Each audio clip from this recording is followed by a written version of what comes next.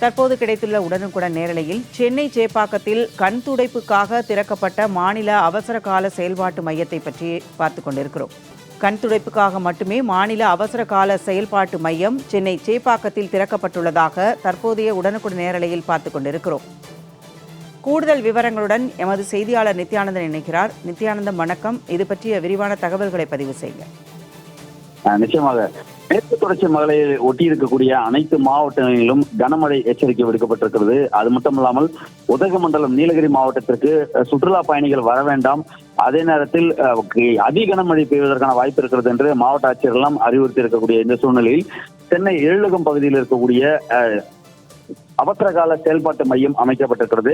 இது மாநில வருவாய்த்துறையால் இந்த மையம் அமைக்கப்பட்டு ஒவ்வொரு மழை காலகட்டங்களிலும் இந்த பகுதியில் IAS அதிகாரிகள் தலைமையில் அந்த பகுதியில் எந்தெந்த பகுதியில் எவ்வளவு மழை பெய்து கொண்டிருக்கிறது, அந்த பகுதியில் என்னென்ன முன்னெச்சரிக்கை நடவடிக்கைகள் எடுக்க வேண்டும், மாவட்ட நிர்வாகங்களுக்கு என்னென்ன உதவிகள் செய்ய வேண்டும், அதே போன்று எந்த பகுதியில் மக்கள் அதிக அளவில் பாதிக்கப்பட்டிருக்கிறார்களோ அந்த பகுதிக்கு மாநில பேரிடர் மீட்பு படையினரை அனுப்புவது, அதே நேரத்தில் உணவு தேவை இருக்கும் பட்சத்தில் ஹெலிகாப்டர்கள் மூலமாக உணவு வழங்குவது அல்லது சாலை மார்க்கமாக சென்று உணவு வழங்குவது, பொதுமக்களை பாதுகாப்பாக முகாம்களில் தங்க வைப்பது போன்ற அடிப்படை தேவைகளை எல்லாம் மாவட்ட நிர்வாகங்கள் ஒரு புறம் எடுத்தாலும் மறுபுறத்தில் அதற்கான தேவைகள் அனைத்தையும் இந்த மாநில அவசர கட்டுப்பாட்டு மையத்திலிருந்து தான் செயல்படுத்தக்கூடிய ஒரு இடமாக இருக்கும். ஆனால் இதை இன்றைய தினத்தில் பல்வேறு இடங்களிலும் பல்வேறு மாவட்டங்களிலும் மழை பெய்து வரக்கூடிய சூழ்நிலையில் இந்த அலுவலகத்தில் இரண்டு ஊழியர்கள் மட்டுமே போன்களை அட்டன் செய்வதற்கு மட்டுமே இருந்து வருகிறார்கள். ஆனால் காலை முதலே ஒரு IAS அதிகாரி கூட வந்து அந்த இடத்தில் பார்வையிடவில்லை என்ற ஒரு குற்றச்சாட்டு இருந்திருக்கிறது. அது மட்டும் இல்லாமல் வழக்கமாக மழையினுடைய அளவு, மழை எப்படி பெய்து கொண்டிருக்கிறது என்பது குறித்தெல்லாம்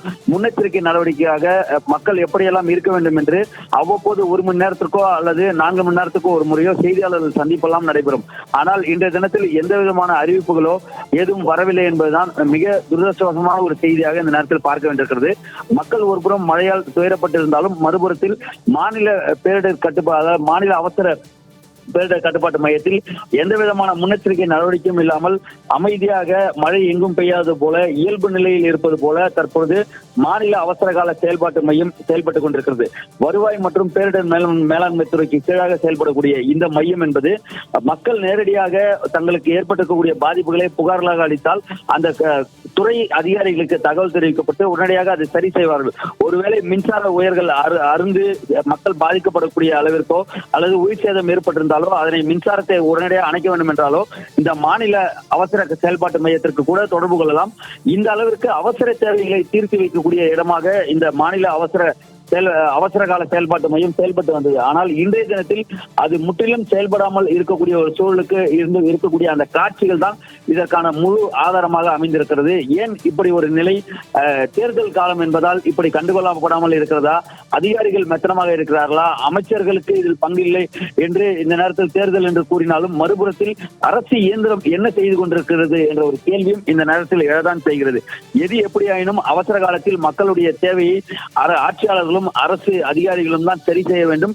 மக்களை காப்பாற்ற வேண்டிய இடத்தில் இந்த அரசு இயந்திரம் இருக்கிறது என்பதை அனைவரும் உணர்ந்து செயல்பட வேண்டும் என்பதே அனைவருடைய எண்ணமாக இருந்து வருகிறது. கூடுதல் விவரங்களுக்கு நன்றி நித்யானந்தன்.